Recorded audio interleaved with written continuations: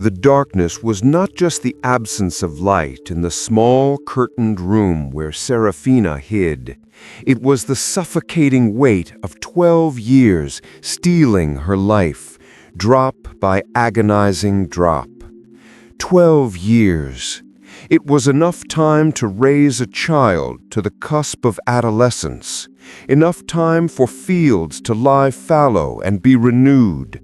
Yet for Serafina, it had only been a perpetual descent into ruin. The hemorrhage, relentless and cruel, had done more than just weaken her body until her bones felt like brittle glass. It had systematically stripped away every layer of her existence. First went the money. Every shekel earned, inherited, or borrowed, poured into the hands of physicians whose remedies ranged from the merely useless to the actively agonizing. They had applied poultices of pulverized herbs, prescribed drinking waters mixed with obscure minerals, and subjected her to rituals that promised cure, but delivered only deeper debt and deeper disappointment. The doctors, sophisticated men in the marketplace, eventually looked away, not out of malice, but because they had nothing left to offer except pity, which felt worse than scorn.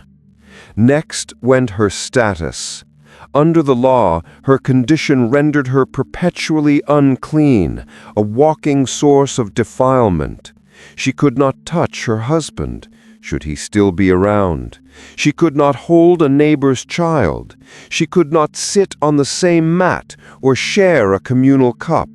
She was a ghost walking among the living, forced into isolation, whispering her meals into her mouth from a distance, terrified that a momentary lapse of caution would condemn an innocent passerby to the same temporary uncleanness.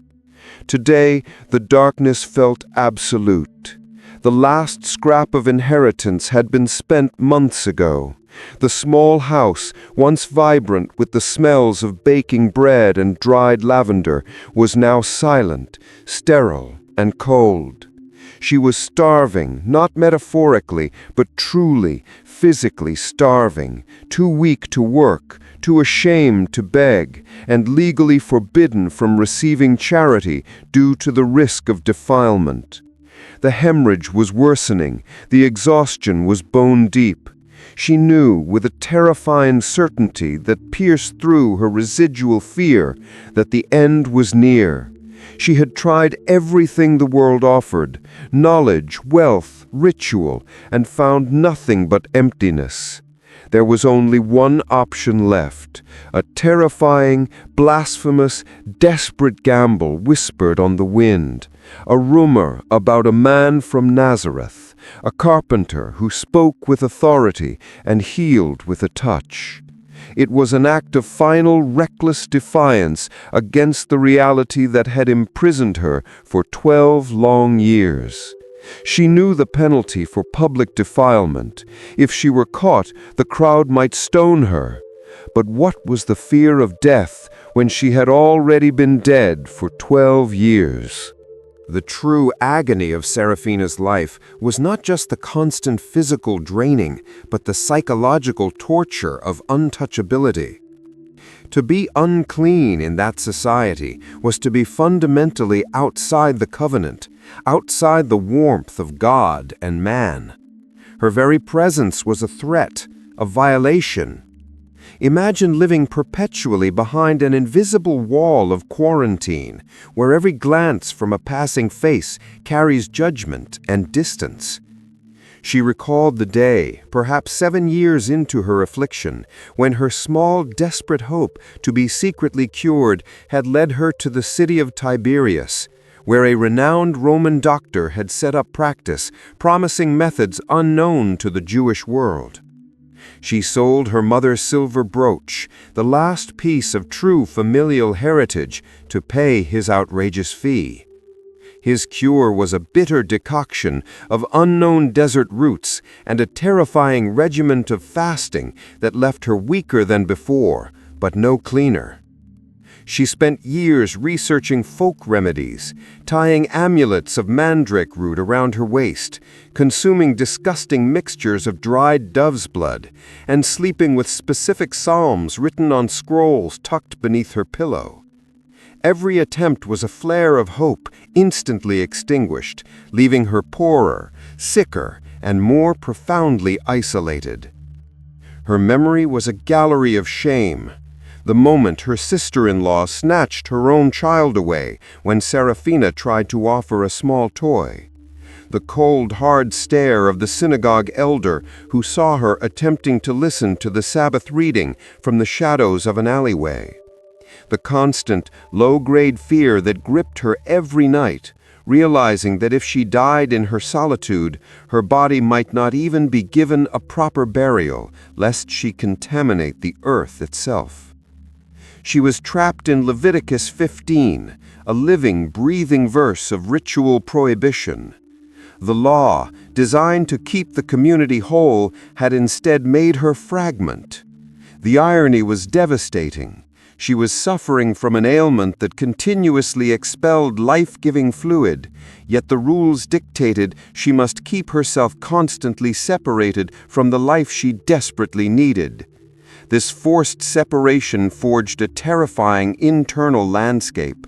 She ceased speaking aloud, fearing her voice might carry germs of defilement on the breath. She moved only at dusk or dawn, cloaked and veiled, hoping to pass unnoticed.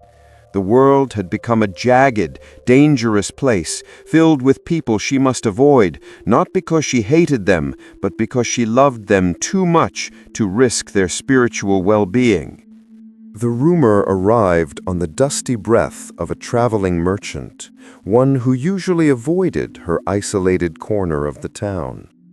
He was loudly recounting tales to a handful of curious neighbors gathered safely across the street.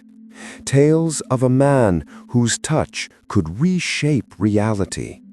The merchant spoke of withered hands made whole in an instant, of demons exiting bodies like smoke from a broken chimney, and most astonishingly, of a girl, Jairus' daughter, whom he raised from death.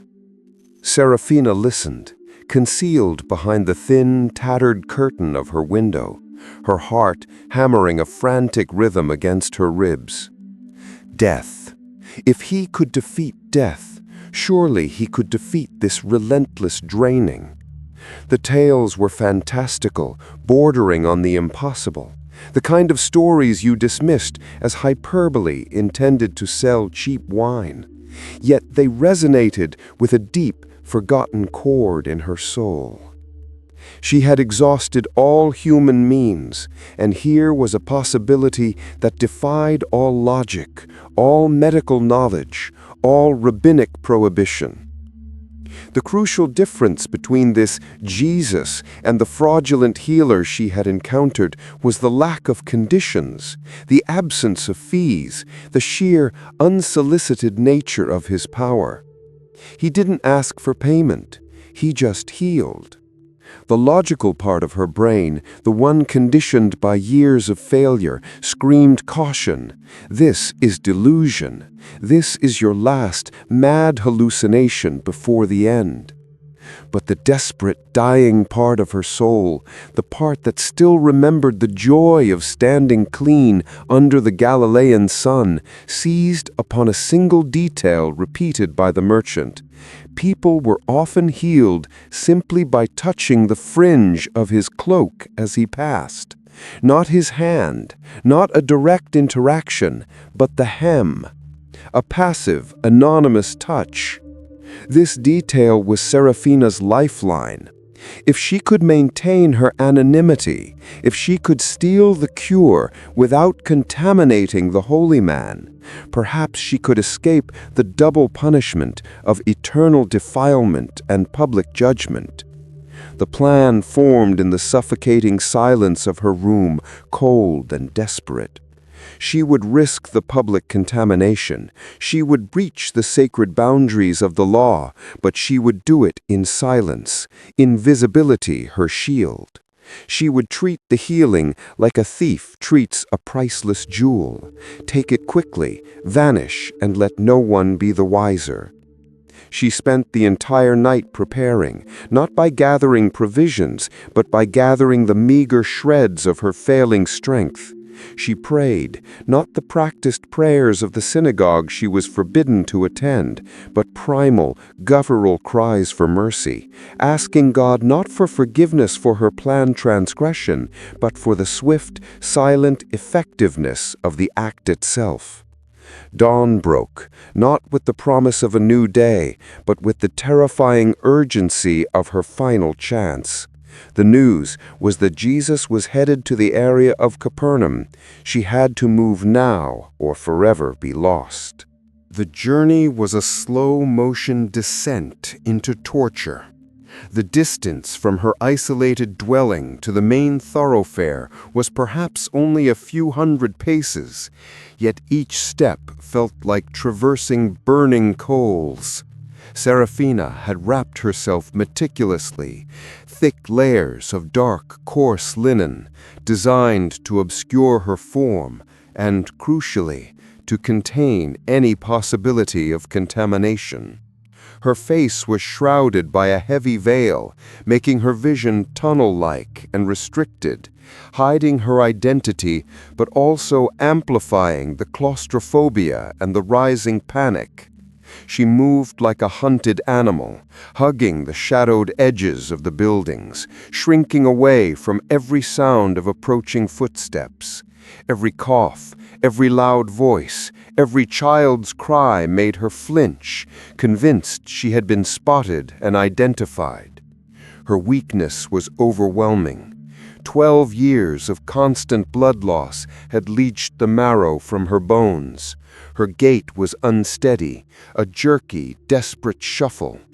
The energy required just to remain upright was astronomical, yet the terror drove her forward. She focused only on the ground immediately ahead of her worn sandals, repeating a mantra in her mind. Only the hem, I need only the smallest contact. When she reached the main street, the sheer density of the crowd was a shock. Word of Jesus' arrival had spread like wildfire. The street was a churning, suffocating river of people, the hopeful, the curious, the desperate, and the cynical, all pressing inward, eager for a glimpse of the controversial rabbi. This density, while terrifying in its threat of accidental contact and exposure, was also her best chance at remaining invisible. She plunged into the mass of humanity. The proximity of so many clean bodies sent shivers of guilt and fear through her. She was polluting them simply by standing among them. She pressed her hands tightly against her sides, trying to become thinner, smaller, trying to make her presence non-existent. The noise was deafening. Shouts of vendors, arguments between pushing pilgrims, the high-pitched pleas of beggars, and overriding it all, the murmur of anticipation, centered on the man who was now just ahead. She could hear his voice, though the words were indistinct, calm, resonant, utterly unlike the frantic energy of the crowd. The pressure became unbearable. She was jostled, shoved, and nearly knocked down multiple times. Each impact sent a jolt of sharp pain through her weakened frame, threatening to collapse her carefully constructed control. She could smell the sweat and dust of the crowd, the spices of their garments, the closeness of life, the life she had been denied. All she could see now was a mass of legs and flowing robes, and just ahead, through a momentary gap between two large men, she saw the white and blue flash of a tassel, the tzitzit, the mandated fringe on the corner of the outer garment. It was within reach, agonizingly close, yet separated by a wall of flesh. The physical effort of those final few feet was the most demanding action Serafina had taken in 12 years. It required a summoning of inner will that defied her emaciated condition. The crowd was a solid, living current rushing toward the direction Jesus was moving, likely toward Jairus' house. She was moving against the general flow, desperately trying to angle her approach to reach that single dangling tassel. Her head pounded, the air was thin and hot, and every muscle screamed in protest. She imagined the healing not as a thunderous miracle, but as a quiet transaction, a spiritual theft committed in the chaos. If I only touch his clothes, I will be made well. This thought was the sum total of her theology, her medicine, and her hope. It was a statement of faith reduced to its purest, most essential element, belief in his power, stripped bare of ritual and intermediary. But as she struggled, a deeper, more profound doubt began to gnaw at her. Was she worthy of even this theft? Was this not an act of supreme selfishness? To sneak in, take what she needed, and flee, leaving him none the wiser, potentially staining him with her uncleanness. This was not the proper way. The proper way was to approach him publicly, declare her desperate state, and beg for intervention, accepting the risk of public exposure and humiliation. But Serafina was too broken for public declaration. Her shame was too deep, her despair too ingrained. She feared the look of pity mixed with revulsion that would surely cross his face, or worse, the condemnation from the scribes surely watching. So she chose the path of stealth, trusting that his sheer abundance of power would cover her act of desperation. The distance narrowed. Her hand, trembling violently beneath the thick sleeve of her cloak, extended slowly, inch by agonizing inch toward the hem. She didn't look up. She didn't want to see his face, only the target.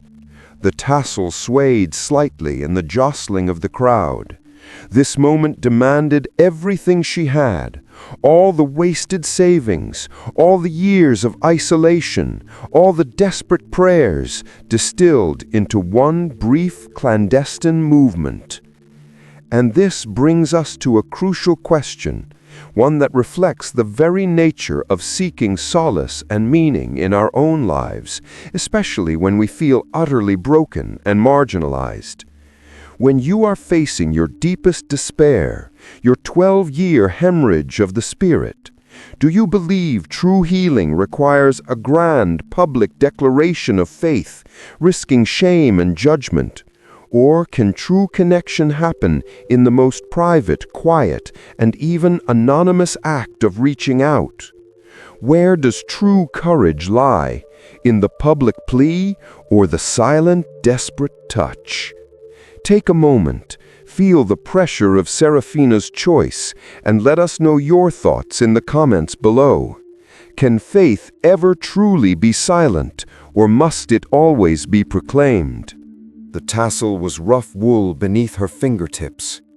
The moment of contact was not preceded by a flash of lightning or a booming voice, but by a precise, almost surgical quietude that descended upon her entire being. It was instantaneous, complete, and utterly undeniable. The moment her skin brushed against the woven fringe of his garment, the source of the hemorrhage, which had been a hot, agonizing torrent for 12 years, simply dried up. It did not fade. It ceased. It was like a dam instantly constructed across a raging river. The sensation that replaced the draining pain was not just the cessation of suffering, but an infusion of warmth, a surging vitality she hadn't known since childhood. It rushed through her veins, chasing away the cold exhaustion, replacing the constant ache with a startling, vibrant wholeness. In that instant, she knew she was healed. The knowledge was not medical assessment. It was visceral, spiritual certainty, radiating from the core of her being. She felt the heavy, suffocating weight of 12 years of defilement lift, replaced by a lightness that was physically breathtaking. She snatched her hand back immediately, the movement quick and clumsy, hoping to melt back into the anonymity of the crowd before anyone, especially him, noticed. Her mission was accomplished. She had stolen the cure, and now she needed to vanish. But before she could even take one step backward, something impossible happened. The massive, pressing momentum of the crowd, that living river of humanity, suddenly ground to a complete, inexplicable halt. The noise level, which had been a roar, dropped instantly to an ominous murmur. Serafina froze, a dizzying mix of elation and sheer paralyzing terror gripping her. She had been invisible. Now she felt starkly exposed, as if the warmth of the healing had made her glow under the harsh Judean sun. She pressed herself against the nearest large form, trying desperately to disappear, but it was too late. The deep, calm voice of Jesus, penetrating the sudden silence of the crowd, spoke words that were not directed at the masses, but seemed to pierce directly into the newfound wholeness of her soul. Who touched me? The question hung in the charged air like a drawn sword. Serafina's initial elation vanished, replaced by a cold wave of existential dread. She had achieved the impossible, only to find that the transaction was not silent after all. The disciples, standing close to Jesus, were bewildered, reacting with a mixture of confusion and mild exasperation. Peter, ever practical and blunt, spoke for them all, the words carrying clearly over the hushed crowd. "Master, the crowds are pressing in on you from every side, and yet you ask who touched me? Hundreds of people are touching you right now, jostling you. This is ridiculous." The confusion was natural. In the crush of humanity, contact was inevitable. But Jesus stood absolutely still, his gaze slow and deliberate, sweeping over the faces pressed around him, searching. It was a look that bypassed the physical bodies and sought the spiritual intent. He was not looking for physical contact. He was looking for faith contact. Serafina felt his gaze approaching, sweeping across the space where she hid, and she knew in her bones that he was not seeking a culprit, but a participant. She had thought she was stealing. He revealed that he had felt a transfer of power, a deliberate action, not an accidental brush. This awareness terrified her more than the hemorrhaging had. To be exposed now meant public judgment. Her transgression was severe. She was unclean. She had deliberately breached the physical and ritual boundaries, and she had effectively tried to cheat a miracle worker. She imagined the furious outcry, the priests demanding her punishment, the crowd recoiling in disgust. Her heart threatened to burst from the sudden shift from anonymity to absolute visibility. She wanted to run, to push her way out of the throng and back to her safe, sterile isolation, but her legs felt rooted to the spot, betraying her. The power that had healed her now held her captive. She realized with a shocking clarity that this man didn't just heal physical ailments, he demanded truth. He had stopped the entire momentum of his day, ignored the urgent mission to heal Jairus' daughter, simply because he needed to address the nature of her faith, not just the result of his power. The silence lengthened, unbearable, palpable. The crowd murmured, shifting, craning their necks, trying to locate the person who had brought the great teacher to a halt. Finally, Serafina knew she could not hide. The warmth of the healing was overwhelming, a new life flowing in her veins, and she knew she couldn't accept the miracle while clinging to the shame that had defined her for 12 years. Her choice was now between physical safety and spiritual completion. She chose completion. Shaking uncontrollably, Serafina slowly, agonizingly pushed her way forward, breaking free of the tight cluster of bodies that had concealed her. She lowered her veil, exposing a face etched with fear, exhaustion, and the dawning light of miracle. The crowd gasped, a collective intake of breath that sounded like a sudden storm. They saw her, a woman clearly emaciated, wearing the drab, worn clothing of poverty and chronic illness, now stepping forward from the shadows. As she reached the space before Jesus, her strength finally gave way, and she collapsed entirely at his feet, bowing low in the dust. In a torrent of tears and choked sobs, she confessed everything. She told him, and by extension the hundreds of silent, scrutinizing faces around them, the whole terrifying truth of her 12-year ordeal. She recounted the doctors who failed her, the loss of her savings, the isolation that had become her cage, the constant, draining sickness, and finally her desperate, intentional act of reaching out and touching the hem of his cloak. The admission of being ritually unclean, of violating the most fundamental purity laws, was the hardest part. She laid her entire life, her shame, her sickness, her failure, bare for public consumption. She didn't offer excuses. She offered reality. Her voice was weak, raspy from years of silence, yet strangely amplified by the intensity of the moment. She confessed her hope, a hope so frail it relied entirely on stealth and superstition. She spoke of her fear, admitting that she had meant to steal the cure and disappear, avoiding this very moment of judgment. The crowd listened in stunned silence, their initial revulsion slowly being replaced by a grudging, painful empathy as they grasped the full, devastating reality of a life lived in permanent quarantine. Serafina lay there, convinced that the next sound she would hear would be the master's rebuke, or perhaps the shouts of the priests demanding she be taken away and punished for defiling the Messiah. She waited for the thunder of condemnation, prepared to accept the consequences of her recklessness. But as she finished, collapsing into silence again, the only sound was the frantic pounding of her own heart and the gentle rustle of Jesus' garment as he finally bent down toward her.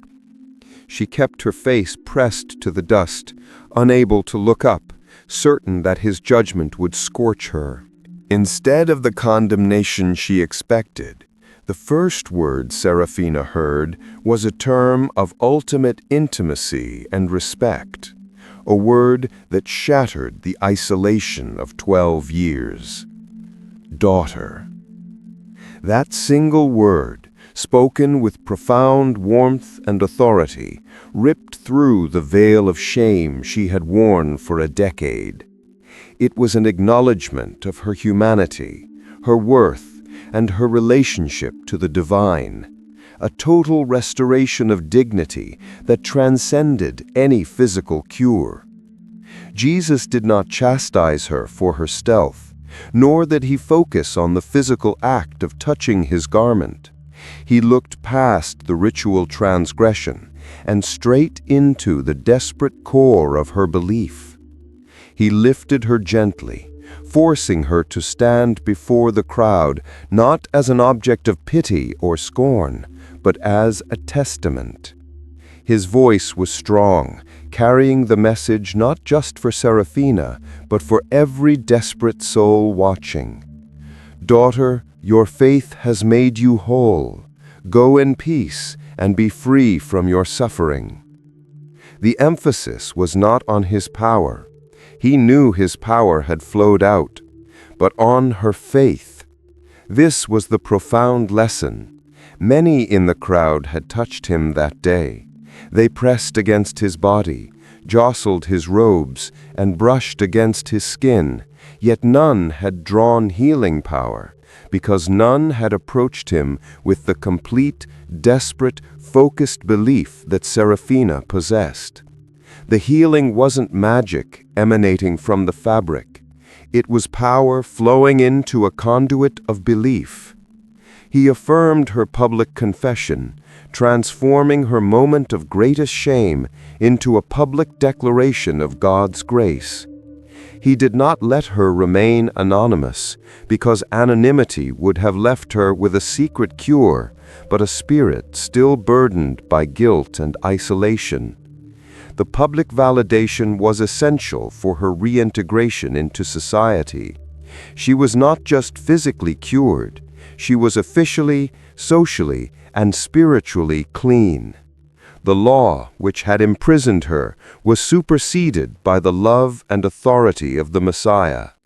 She stood before the masses, the same people who had avoided her, pitied her, or judged her, and they saw not a woman afflicted with the taint of disease, but a woman standing in the blazing light of divine acceptance.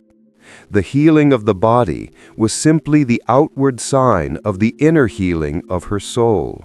She was free from the constant flux, free from the exhaustion, free from the debt, and most importantly, free from the agonizing, cold isolation that had nearly consumed her. The transformation was absolute. Seraphina stood tall, her shoulders back, feeling the solid strength in her legs for the first time in 12 years. The fear had evaporated, replaced by a radiant, almost unbelievable joy. The physical feeling of vitality was exhilarating, a rush of clean blood, a sense of lightness that made the world seem bright and vivid after years of veiled, dim reality. She did not need to retreat to confirm the healing. She had confirmed it the moment she felt the power flow through her. The moment Jesus had called her daughter, her new life truly began. The practical realities of her redemption were staggering. She was no longer a threat to her community. She could re-enter the synagogue, share meals with her neighbors, and embrace those she loved without the risk of defilement. The 12 years of loss and ruin were suddenly eclipsed by the overwhelming generosity of the miracle. She looked up at Jesus, tears of gratitude streaming down her face, tears that were now tears of healing and not despair. She had come to him as a thief seeking a scrap. She left him as a recognized daughter, sent forth with a blessing of peace. As Seraphina slowly made her way out of the dense crowd, her path was no longer characterized by shame and stealth, but by open reverence. People parted for her now, not out of fear of contamination, but out of awe. They watched her, recognized her story from her desperate confession, and saw the impossible made real. This was the ultimate vindication. Not just surviving the disease, but surviving the societal death it imposed. She would return to her home, no longer a refuge for the dying, but a place of testimony. She carried with her not just a cured body, but a profound understanding of faith, that sometimes the only way to find true salvation is to risk everything, including our carefully guarded shame, and surrender to the truth of our brokenness. The story of Seraphina would become interwoven with the very fabric of Capernaum, a parable lived out in public, demonstrating that for those suffering in the shadows, absolute restoration is possible, often springing from the smallest, most desperate act of belief. She would spend the rest of her days walking in the light, a living reminder that Christ stops for the forgotten, and that the power of faith is not measured by the loudness of the prayer, but by the depth of the desperation that drives the silent touch. Her impossible healing was complete. Body, spirit, and life redeemed from total ruin. Her 12-year winter had finally given way to spring, the scent of fresh, clean life permeating the air she now breathed freely and fully. The life she had lost was now returned to her, magnified by grace and peace. Her testimony etched permanently into the history of the Galilean ministry for all time to witness, reminding all that even the most desolate life is precious in the sight of God, worth stopping the entire world for, and worth restoring completely down to the last painful detail. This restoration, this deep and total return from the edge of oblivion, is the true miracle she carried forward, a living banner of hope against despair, showing the world that even a single touch, motivated by desperate faith, can be enough to turn a life of agonizing isolation into one of radiant belonging and peace. Her journey was over, her healing complete, and her future wide open, illuminated by the light of that single transformative encounter, giving her back everything that the chronic suffering had stolen away, and infinitely more besides. A true parables of grace etched into the history of the Holy Land for all generations to find strength and inspiration from her incredible faith. Serafina was free, whole, and welcomed back into the warmth of the living world, her life a permanent testament to the power of Jesus' compassion and the astonishing depth of divine love for the outcast and the suffering, forever remembered as the woman whose silent faith spoke louder than any sermon, and whose touch changed her destiny forever. She was truly renewed, restored not just physically, but spiritually and socially, fulfilling the deep longing for meaning and belonging that had been denied her for so long. She had found her purpose in the very act of seeking Him, a beautiful, impossible paradox.